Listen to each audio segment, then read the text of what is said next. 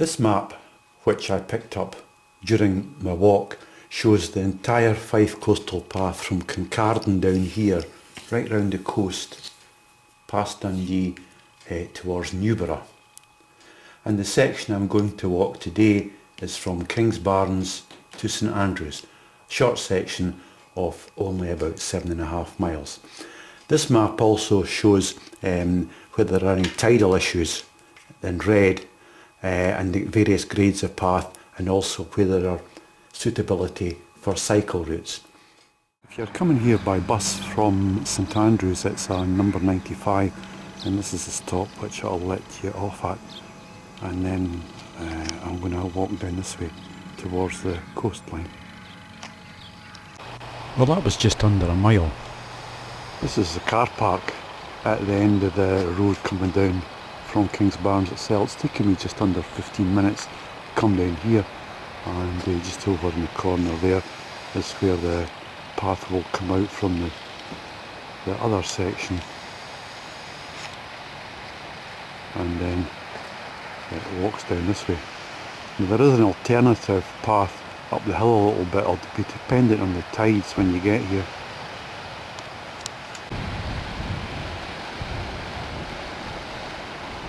The path's going in this direction now, by the side of the golf course here. It's very pleasant.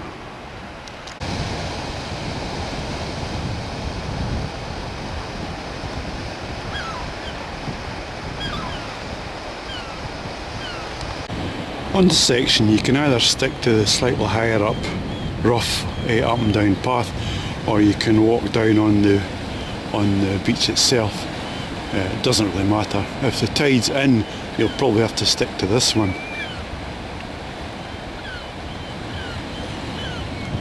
That's where I started the walk, just way back there, and I've come along here.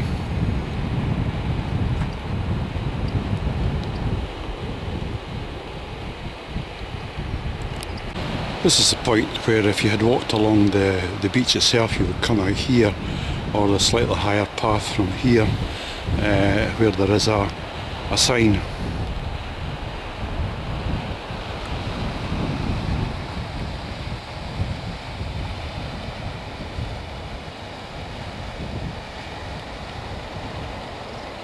And the path continues along in this direction.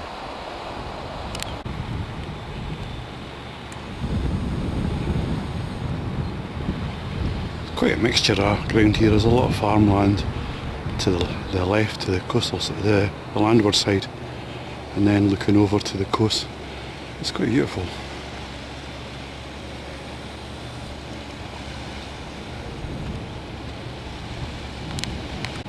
Well, it was only just under an hour ago I got off the bus, but there's a lovely little bit of sandy beach if you wanted to take a break.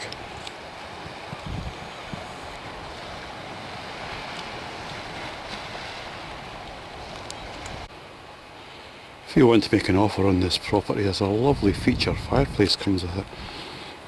The only trouble is there's scarce little roof or other walls. Like a paint or some sort of that, I should think.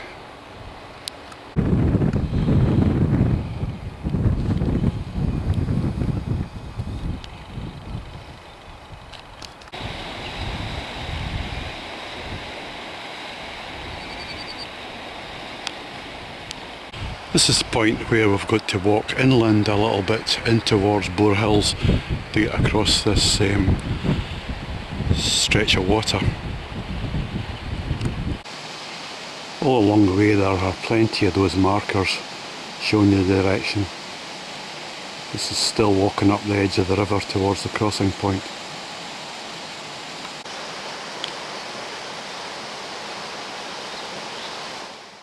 This is where I cross the water on this bridge here, then head up beside the edge of Burnside Farm. This is the path I've just come up, and this is Burnside Farm. And the way I'm going to walk is round to the right here, and there's another one of the handy little signs. Walk up this tarred road just to the edge of the field and the next marker post. That's the way down towards the farm, the way I've just come up. And when you come up the hill, you need to take care because there is a signpost, but it's hidden behind a telegraph pole, and if you're not careful, you'll miss it and walk the wrong way. So this is where I'll leave the tarred road and walk along the edge of the field in this direction. Well, that's the farm track. I've just come up from Burnside Farm, and there's a signboard here. So when you come up the road, you're turning left towards Boar Hills. Along this way, and just at the side of the road, there are 3 big potato sheds. And then looking out towards the coastline again. And then just beyond the sheds, there's the way down, continuing on the coastal path down this way. I'm now at the end of that inland section and heading down through this gate towards the edge of the cliffs again and onwards towards St Andrews along this way. This is Buddo Rock.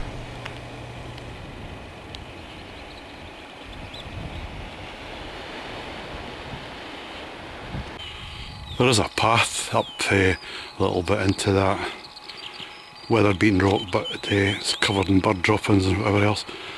But it'd be quite nice to go up on a nice day and look out over the water too.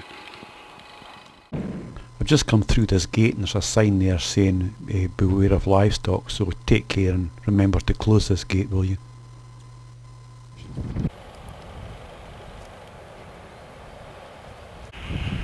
An old military bunker there looking out towards the sea. That's the golf course just up the hill there. I've now been walking 2 hours and you can just begin to see St Andrews over there. And I've come 5 miles. I'm still just below the golf course and there's a bridge over the little burn here.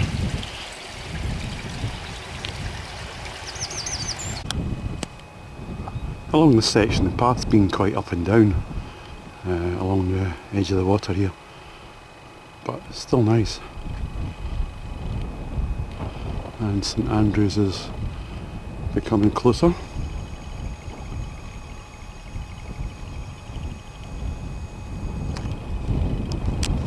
Well, that was quite a steep climb up from the edge of the beach up the hill there, just running along the edge of the golf course now.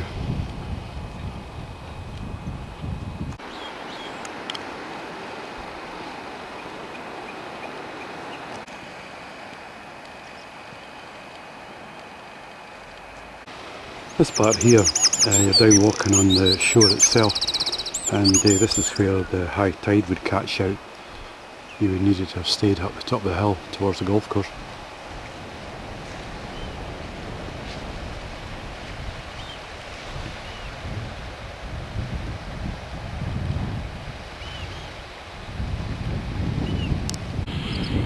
Yeah, that's the section there which walks along the beach, and at some points the tide would interfere with your travel, but there is a higher path which you could take. I think that's Fife's answer to the Old Man of Hoy.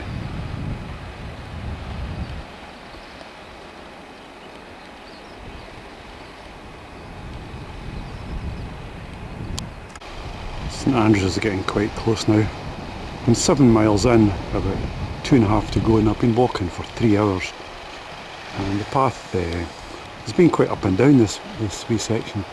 In some bits it could be wet and wetter conditions, but generally it's easy to follow. Well signposted too. That was quite a severe climb up from the shore there, up these steps, heading towards St Andrews. Kingsbarns Caravan Park. Spent many holidays here when I was a kid in the caravan. It's lovely then. But now it looks like a holiday from hell. Look how close they are. Yeah, this is the path I used to cycle down on my bike.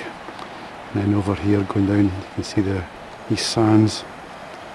And then going round to the harbour and the pier over there. So now I'm back down This is the East Sands, looking towards the town that way. Along the sands, back towards that thing nowadays. This is the harbour in St Andrews, and at the end of the East Sands there's this bridge which takes you across the road and up the hill there. This is St Andrews Cathedral, and you walk right past this entry into it. It's worth having a look at. And St Andrews Castle, which is worth having a look around if you have the time.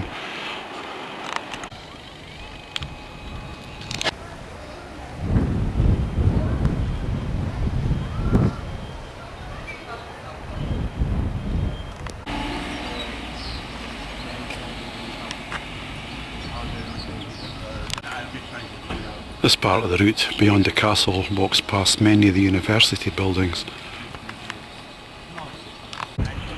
This is the Martyrs Monument, just beside the old course here, and this is the end of the walk, this section. It's taken me about 4.5 hours overall, and it's just over 9 miles, but I did stop for a couple of times. But it's been a very pleasant walk with excellent views of the coastline.